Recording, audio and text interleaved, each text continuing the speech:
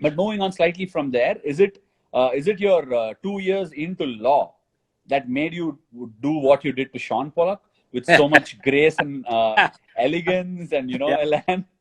I don't think I'm ever going to be allowed to forget that. There's a history to it. In 2002, when we toured South Africa, we played 2 test matches, and the Australians had just come and gone, and they had really beaten them soundly. And there was, I think, a bit of kind of an acrimonious verbal showdown as well on the field. So we had a lot of South Africans who were scarred by that. And the players thought, okay, Sri Lanka, easy target. Let's go really hard at them and replicate what the Aussies tried to do to us. So we played a practice game, and we were really surprised by a team that we usually got on well with, that they were really in our faces. So we went through the practice game. We played the first test, and it was getting really ugly.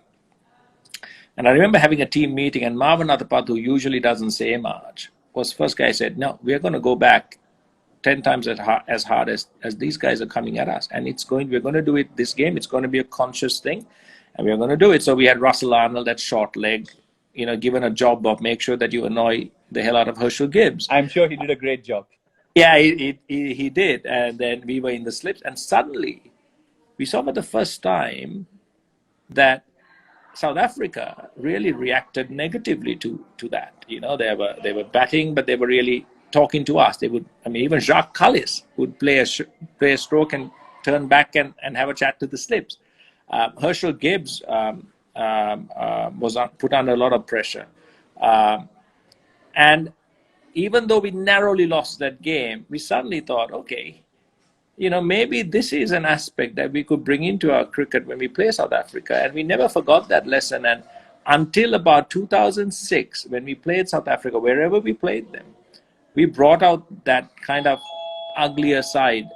And it was not pleasant, but it seemed to give us a huge edge over South Africa. And I think after 2006, when Smithy, when Biff was captaining, he came in and we had a good chat.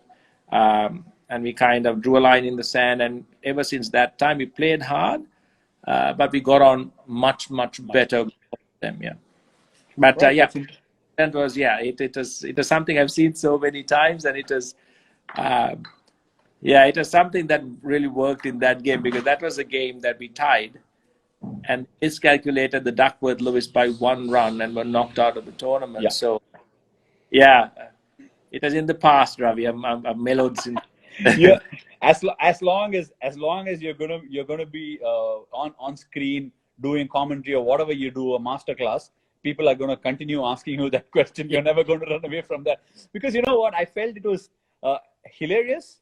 At the same time, it was well within the line. There was nothing untoward said there. So that was the beauty of it. There was so much grace about it. There was loud voice, but the message was clearly conveyed. So that's something I really enjoyed about it. Subscribe to our YouTube channel for more videos like this, and don't forget to hit the bell icon for our latest content.